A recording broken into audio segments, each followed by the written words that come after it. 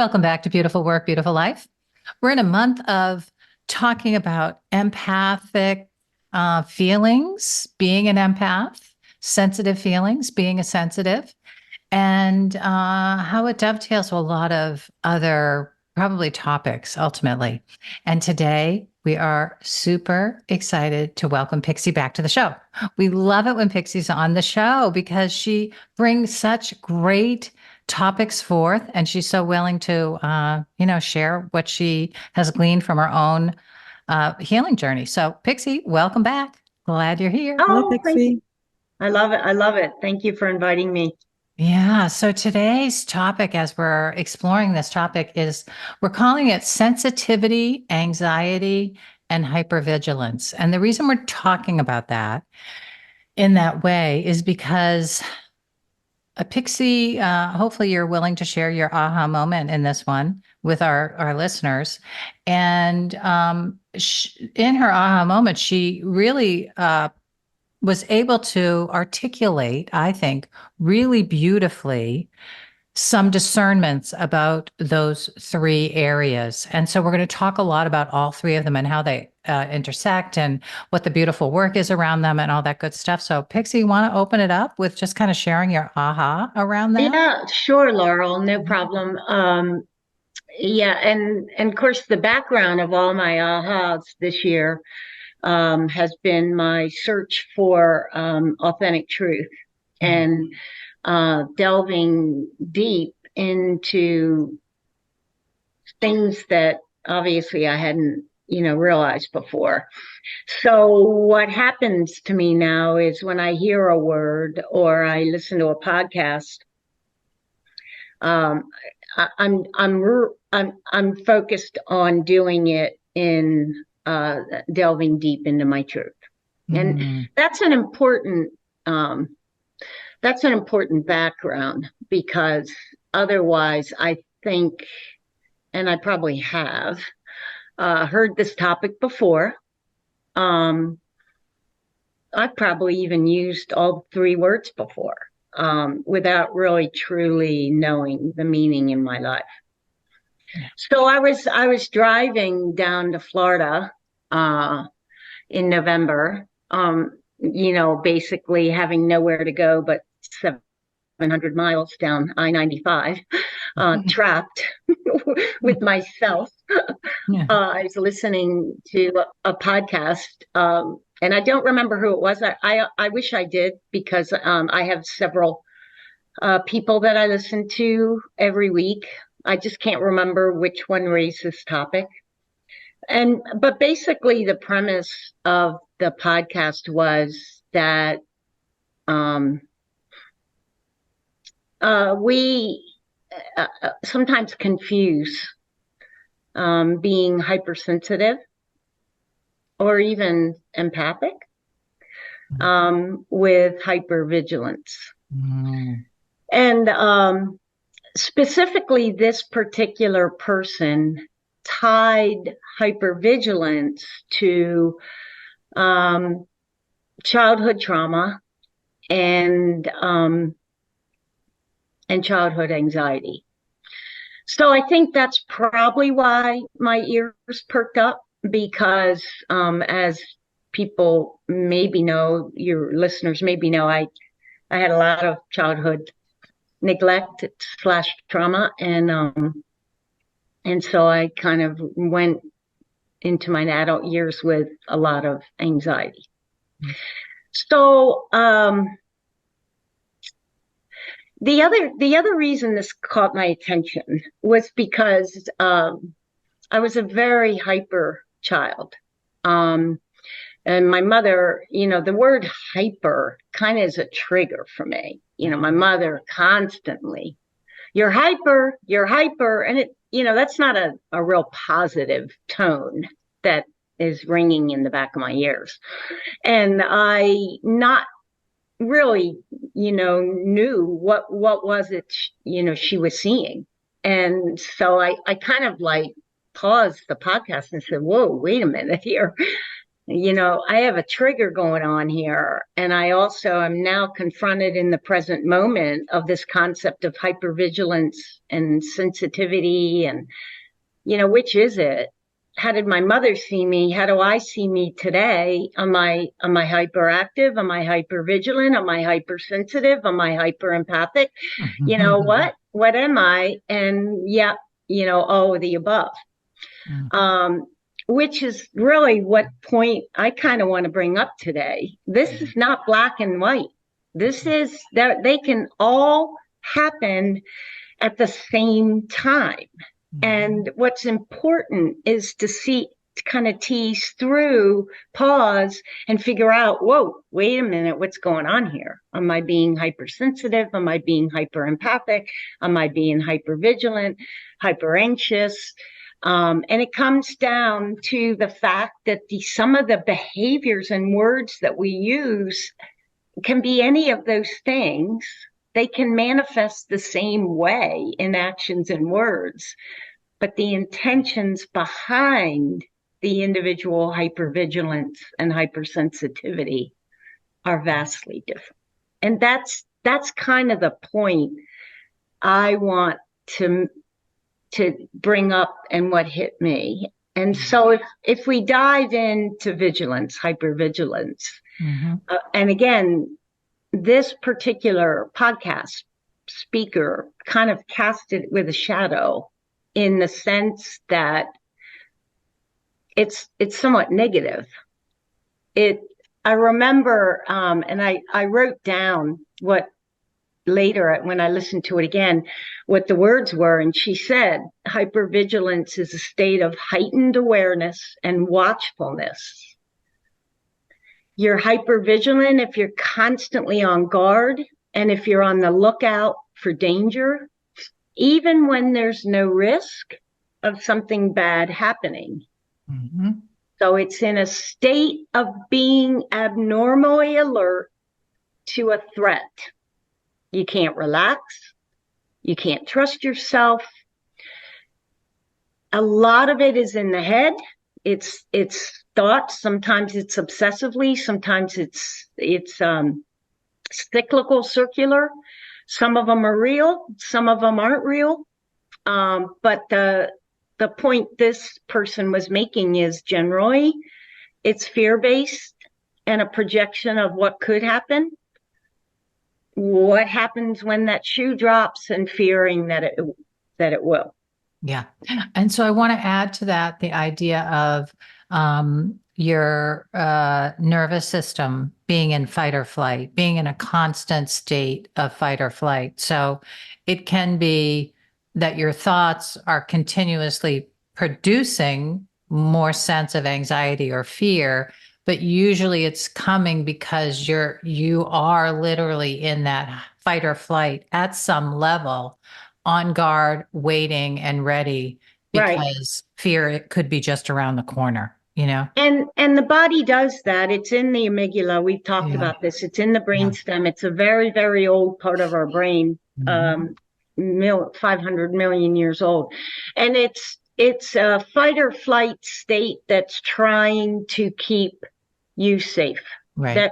The underlying hypervigilant actions are this effort of focusing on the external and you trying to control it, whether it's chaotic or not. You're trying to manage it. You're just trying to stay safe. Right. And that can be staying safe in a physical environment. My upbringing, there was some part of that. It was actually a physical, chaotic, out of control environment oftentimes. But a lot of this also is staying safe emotionally and mentally. Yeah. So that you're hypervigilant, you're watching body language, you're watching actions. So you retreat, you don't want to offend, you don't want to make waves, you want to fix, you want to enable, you want all those things that keep you feeling that you belong, you're safe, they've accepted you, you're in this, group. Yeah. Laurel. What were you going to say? Yeah, I just, there's so much here. I There's know. so much. And, one of the first things I thought about was this nervous system brain partnership, right? Hmm. Your brain, our human brain, does not know the difference between a perceived threat and a real threat. Hmm. Hmm. And so when we have perceived threats, it acts, it calls in the nervous system, it acts, calls in all of the body systems to to keep us safe as if that threat is real, Yeah. right? And so as we start to really unravel, and I'm going to say our thoughts and tying our thoughts to our beliefs, right? I tell my clients all the time, a belief is nothing more than a thought you think again and again. So if we just take this thought there's a risk and we rethink that thought time and time and time again, right? We're in that state of hypervigilance. Our nervous system is ready to keep us safe and protect us. And I have myself have been really thinking about, is it the chicken or the egg, right? Does my brain think I'm unsafe and call in my nervous system? Or if my nervous system is stuck in the fight or flight side, the high activity side, and has, I think about my nervous system as if it's a muscle with two sides. So if my rest and digest side, right, my rest and restore side, if that is suffering from apathy or right, I haven't used that side of my nervous system enough, it doesn't function well.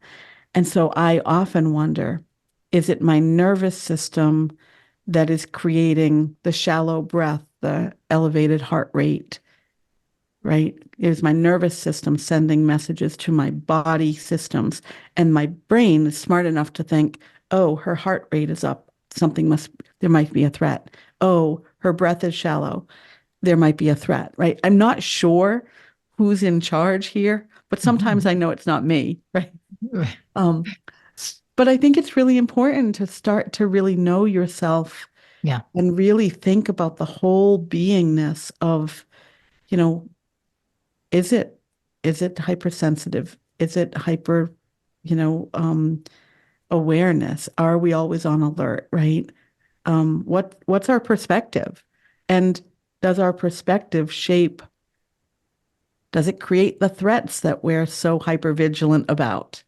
Yeah. I don't know all the answers, I can tell you that, but it's a really deep, big topic. Yeah. And I think Well, I yeah, think that anxiety, for a lot of people, if you're listening in, anxiety can be your kind of your friend in this instance, as in it's helping you to discover that something in the interplay of all of this needs you need more information about it, right? And you need to the work is there for you to do if you're willing to do it.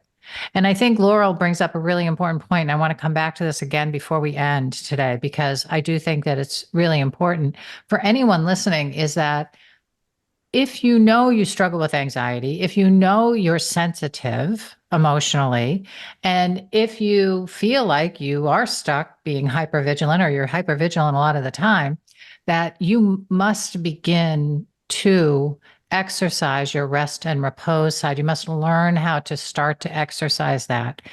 And you do that very simply by beginning to tune into your breath, your body, and learning how to self calm and self soothe through your own nervous system.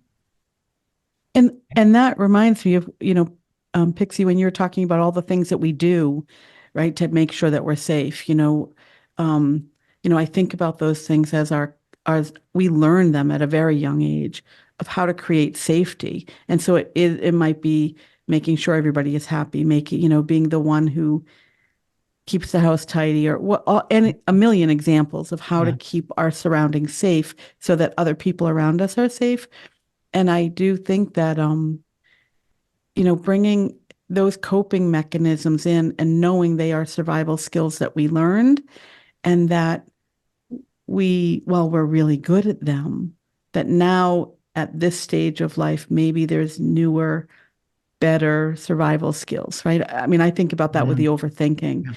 Yeah. Part of my rest and restore practice is going for a walk in nature alone without my earbuds, without another human being, right? Because it allows me to quiet my thoughts and only think about what I'm experiencing, right? Any meditative way of quieting my thoughts, because my overthinking and over planning, and over strategizing and overthinking some more is definitely, it's a safety method for me. Right. And it can ramp up your nervous system.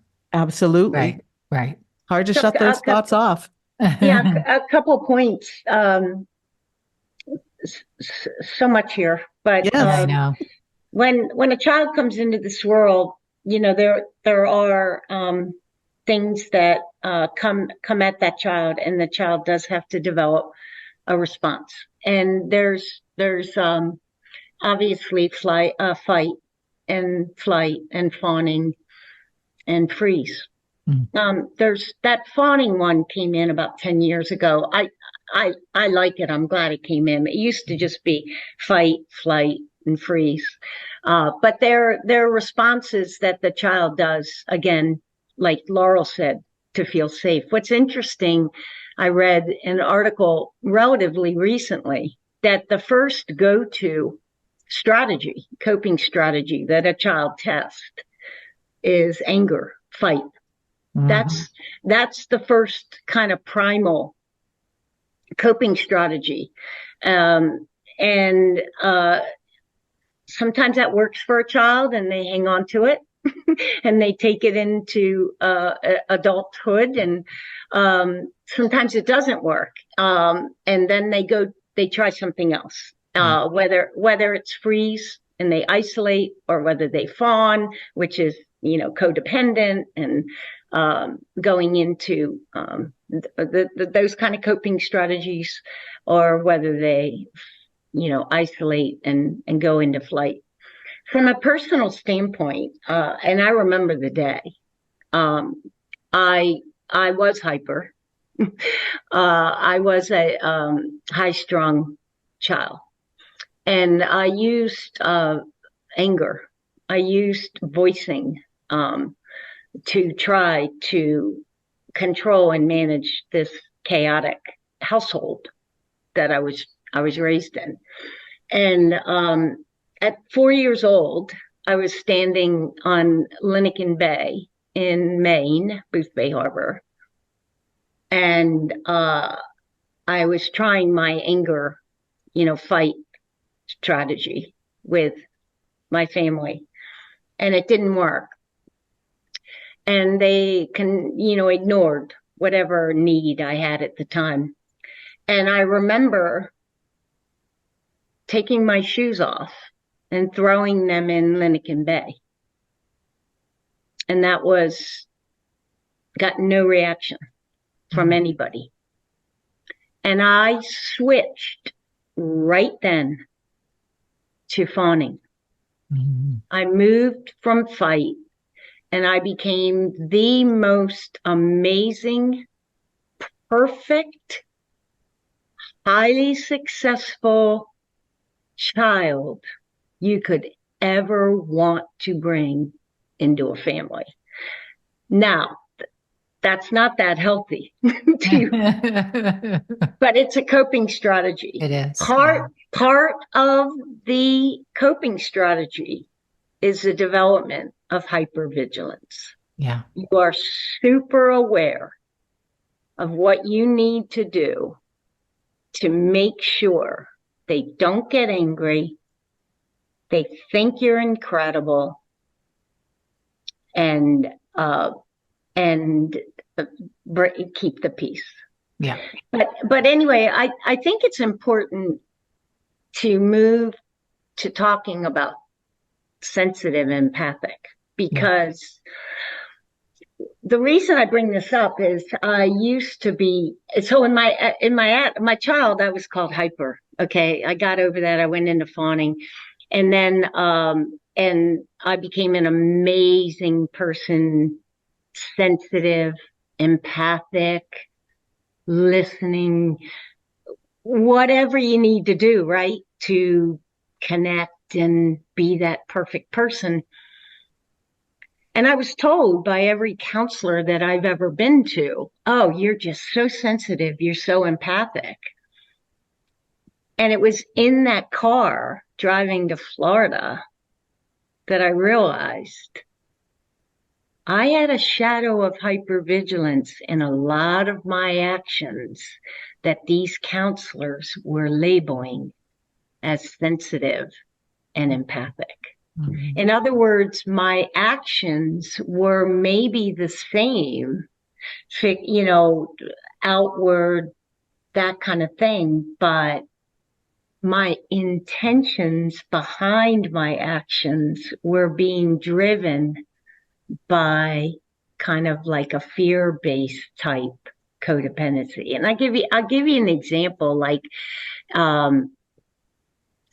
so you can go into a conversation and and I do it all the time. I'm known for this. Like, oh, really? Tell me more. Wow. Oh, explore that more with me. I'm interested in that. And I give the person space and kind of let them be seen, let them be heard.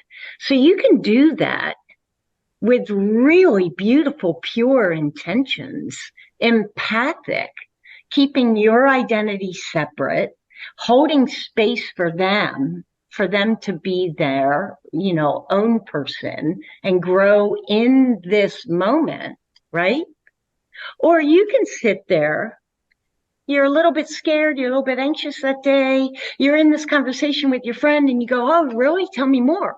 Because you need more information because you're thinking other kinds of things that are going on, either in the relationship or around you or whatever. So you can have the same tell me more, but it's a different intention. Does that make sense? Yeah. And the intention usually is for your own safety, for your own sense of safety, whatever that might mean to you. So, for instance, if I keep you talking, I don't have to be in the spotlight. I don't have to share my truth, and I don't have to have that questioned. Right. I mean, and so I feel safe in that space. That was my MO, right? And unbeknownst to me that I was even doing it. It was an automatic way that I just happened to be wired to like move through the world. And I knew that, look, I'm safe if I just stay in this lane, where I'm asking the questions, I'm listening, I'm being supportive, and I shut up. Right. And so the what we're talking about here is a very individual assessment for yourself, and a real calling yourself into your what I call your gut truth, your your mirror work, right? Looking in the mirror and going, what am I really doing here? Right? If you want to get to the bottom of this, and if you want to also free yourself from the hypervigilance, from the anxiety of needing to control or needing to have things happen a certain way to keep you feeling safe. Yep. Yeah. And that's where the work is. That's where the beautiful work is, right? Is to be able to make that self-assessment and then get to the business of starting to break down some of those habitual patterns that we're in, that we do, that we think, are making us feel comfortable when in fact they're just prolonging or promoting a continued sense of I'm not safe enough to just relax here and be who I am and not really worry about whatever this interaction brings up. Yeah, and this conversation reminds me what you both have brought up is, the question I love to ask, is my action fear-based or love-based, right? Am Yes. I moving forward because of in this way, out of fear or out of love, right? And so the examples that you've both given really are, and what I'm hearing is that fear, right? Of Right. what could happen if you didn't do that, right? Right. Whereas the love-based might truly be, just genuinely being interested in someone to the right where I am not even part of the equation in that listening. Right. So this is an interesting topic because, and this is also a very interesting discernment because you could be both. You could be showing Absolutely. up in that love-based way. You really do want to know and you really do care, but you also could be in a habitual pattern of doing it to keep yourself feeling safe from X, Y, or Z. And, Yes. Pisces in my Well, examples are examples of that. Yeah, and you can slip back and forth in the same conversation. And sure. that's actually, the point that I started with in this conversation is these things go on simultaneously and they're easily confused. And so the other thing, we haven't talked much about highly sensitive people, but highly sensitive people are people that feel things deeply. Yeah. Whether those feelings are positive or negative, they also part of the nervous system, by the way, but it's a Yep. different part. It's a different part. It's not the amygdala. It's actually the limbic reason. And it goes up into the frontal lobe, which is the conscience. And so highly sensitive people are just highly vigilant of people's moods and feelings, and they're in tune with the emotions and energy. So you can be all that. At the same time, you can be operating in a fear-based hypervigilance. Yeah. It's and I think what the aha for me going down to Florida was because I've been told so often, wow, you're so empathic. I kind of hid under that. I mean, I didn't see really the full truth of me. Mm. And it wasn't until I threw all that out and said, well, wait a minute, let me focus on this word hypervigilance. Because, I have and maybe the people listening to this probably have a lot of the same traits of like a highly sensitive person. We don't like violence in movies. We don't like loud noises. We don't like a lot of lights. We're very, highly stimulated by our environment and things like that. So if a counselor's telling you that, or a friend is telling you that, you're like, oh yeah, everything is because I'm highly sensitive. And that may be true. Yeah, it may be a part of the equation and maybe it's not. You won't know until you start to parcel out some of what we're talking about and do Exactly. your own like self-assessment. And the one thing that I know from my own personal going through the process of starting to discern those aspects, right? And especially in my counselor training, like, being able to sit with somebody, listen to other people, be able to tease out when you're stimulated by your own things, whatever, is it feels different when you're in the state of being able to be relaxed, show up as you are, not be hypervigilant, and allow your sensitivity to just be experienced as a strength, as an asset, have good boundaries around it. Like you don't have to be stimulated, right, in the same kind of way. You know how to do your self-care based on how you need to care for yourself in order to show up in that relaxed, centered, grounded way. And a lot of that comes from those practices. We're talking about being able to exercise your rest and repose side. Number one, you have to find a space where you are by yourself. You're in a safe, contained room, whatever. Nobody's lurking outside the door or whatever. And you can learn how to relax. You can learn how to begin to watch your mind, watch your being, assess, how is your nervous system feeling? What are you feeling right now? Put words to the feelings that you have. Like this is the inner work, the beautiful work that will empower you to be able to make some discernment and choices around all these things we're talking about today. So, Laurel, I am so glad you went into this because what it does is it leads us into some things, some practices to develop, like what I call authentic sensitivity, Yeah. and empathy. And you mentioned stillness and going within. Um, another practice I think is to sit and just sense.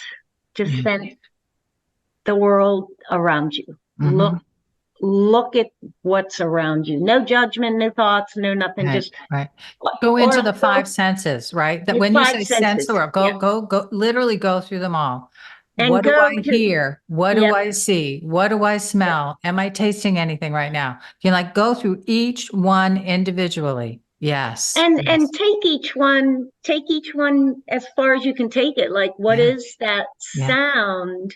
The faintest sound furthest away. What is it? Mhm. What is it? But the other thing to do is, and the word just keeps coming up, I think, for me in the practice of developing authentic sensitivity and empathy is curiosity. Uh-huh. Be Mm.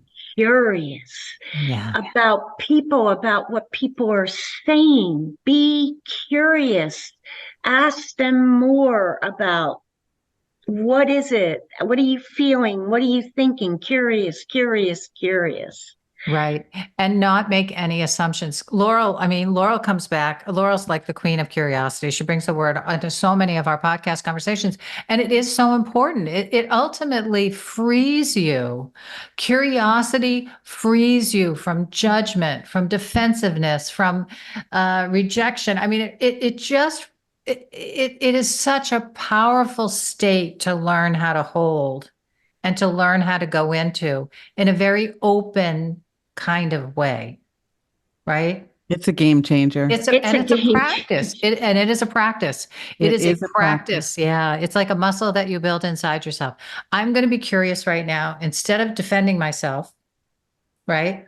Or going into, wait a minute, making somebody else defend, go into offensiveness, just wondering what's happening here right now.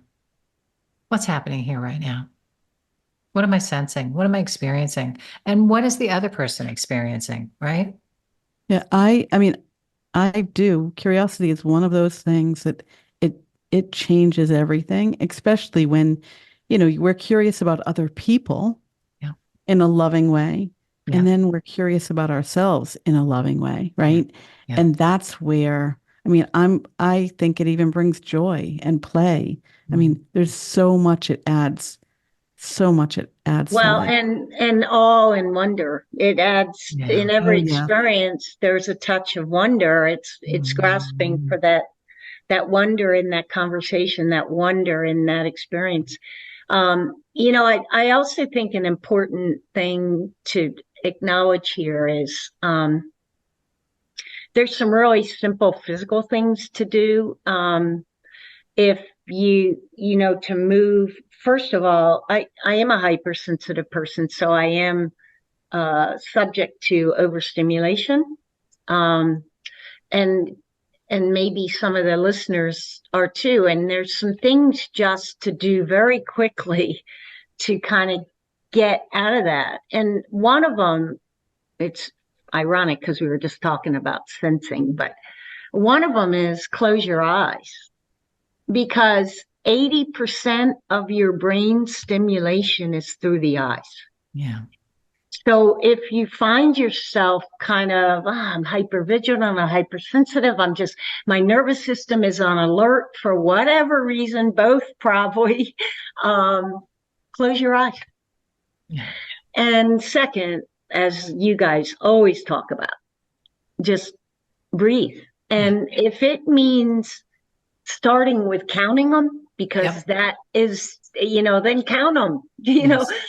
breathe, count your breaths, or then Yep. maybe move into slower where you count to 5 and you hold it and you count to 4 and you release it and you count to 7, whatever works. Yeah. Right. Right. And Absolutely. I love the example of closing your eyes because one of the things that I've kind of come into realize it was from a book, Sacred Rest. I think we Laurel and I have talked about this book before. Dr. Um, Sandra Dalton Smith. She wrote this book called Sacred Rest, and it's about the 7 types of rest humans need. Mhm. And one of them is sensory rest, right? We never think about sensory exhaustion, Yeah. but one of the practices I've just kind of started is trying to balance my senses, right? I overuse and over practice my sight and my hearing. Sometimes even my voice, I over practice. but my sense of touch or my sense of smell and my sense of taste may be, underutilized, right? And so by shutting your eyes, immediately that gives your other senses time to heighten, right? So when you have your eyes closed, your sense of touches might be greater, or your sense of hearing, the sounds that you're hearing. So, and smell, right? I mean, all of those things. So I think that the closing the eyes is really good to try to get out of that state of hyper vigilance. Yeah. And I know for some people, closing your eyes, if you feel like internally your nervous system is really ramped up, it can be uncomfortable to do that. And so that's why, as Pixie said, close your eyes and then combine it with counting your breath. Because the goal is to recognize the goal here, to me, the big goal is to make your internal world a sanctuary. A place where when you close your eyes and you go inward, you immediately begin to feel a sense of peace. Now, if you've been traumatized and you haven't done your inner work and you're a jumble on the inside and you close your eyes and you're like, oh, this feels terrible, then you're not going to want to close your eyes and you're not going to want to connect with your inner world. So part of it is developing that muscle of being able to count your breath to 10. Then close your eyes and count your breath to 10, whatever it takes to begin to go inward and make it a space, some small space, which you'll continue to make greater and greater over time, that feels comfortable and safe. And it reminds me of the self-soothing activities, right? I mean, something that each person can do, knowing where your safety where it lies, I guess, and developing a practice that works for you. I mean, touch is a good one. One of my favorite self-soothing activities is just touching my own forehead. Mm-hmm. It calms me right away. I mean, I know people, that might do it with their fingertips, right? Mm-hmm. Just feeling their fingertips, whatever. We talked about tapping. Just tapping the side of your hand to get your nervous system to start to flush and move and start to express or allow, that whatever the nervous system ramping up and whatever's moving through there to actually continue to move through so that it's not stuck, right? Yeah.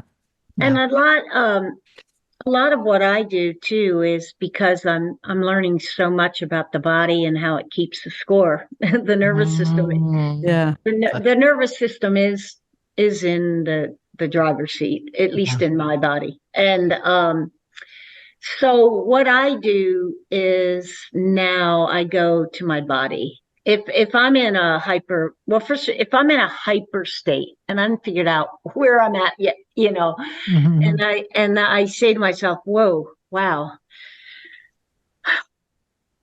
I just start going through my entire body. Inevitably for me, not for everybody, but I think you'll get to know your body in a hypervigilant state. My heart pounds, races, fast, hard pounding. It's in that chest space where I feel it. Some people feel it. The nervous system goes right to the gut. Some get headache and headaches. Mine goes right here. It's a tightening. My heart is pounding. It's almost like saying, come on, I want to come out of your chest. You're really triggering me. And it's really funny now that I know and in getting to know my body, listening to my body, trying to feel what's going on with my body. If I give it the label, like I name the emotion, I'll say, okay, I get it. That's anxiety. That's anxiety pounding. Okay. For some reason, that label is freedom. Yeah. It's empowering. It's empowering. It's like, oh. It contains it. It contains it in a mental sort of way. It begins to contain it. And that's the goal, right? The goal is to sense that your body is not your enemy. Your body is actually trying to help you move through the world safely and in a positive kind of way. And so the minute your body's not your enemy and now it's your friend, and you just need to figure out how to converse with it and use the information it's giving you in a useful way, right? And one of it is, for us, it's about language. It's about being able to say, wow, I didn't realize, but when I start to like literally freeze, I'm afraid. I'm afraid, right? And if I'm afraid, what am I going to do? I don't need to freeze. I don't have to freeze, right? Suddenly I have control over it. I have some sense of what's happening in a bigger kind of way. And now you start to open the door to some choice, right? Do you find that, Pixie, too, with that whole labeling it? Now it's like it somehow opens the door to choice and more It does. language. Yeah. And one Well, of it's a way to get your power back. Yeah. Well, that's what Exactly. I want to say. Yeah. When I label it, and this is a conversation I have with almost every client. Yeah. When you name it, and its name is something other than your name, Mhm. right? Yeah. It's separate from you. It's not Yeah. you. So Yeah. even the languaging, I'm afraid, that Yeah. means I am afraid. Right. Where if it's hello, fear, my old friend, it Mhm. is not me. It is separate from me. And that gives me some power over it. It gives me some choice in, do I invite it in? Do I sit with it?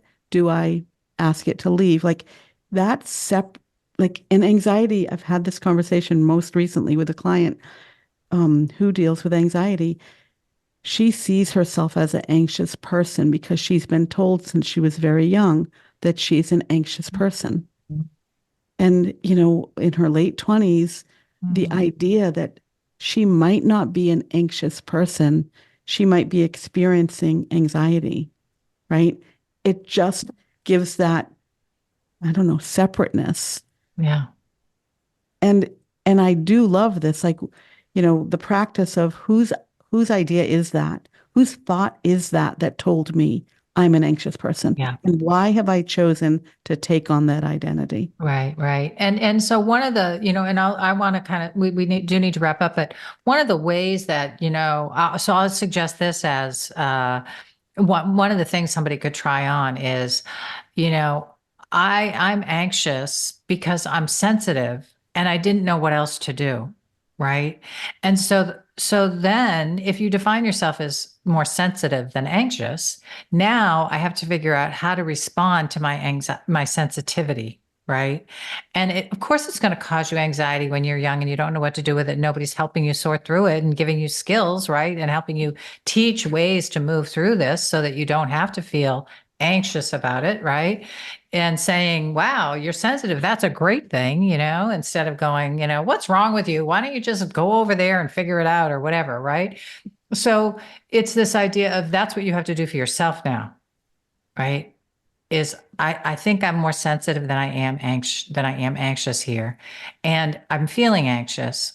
If I'm going to own that I'm a sensitive person, how am I going to take care of myself in the world so that I'm not anxious all the time? Right. And how do I use my sensitivity Yeah. to benefit myself and others? The Yes. word hypervigilant, right? Yeah. Pixie, when you first started talking about that, when we first started, the image that came to mind to me was the guards at Buckingham Yeah. Palace.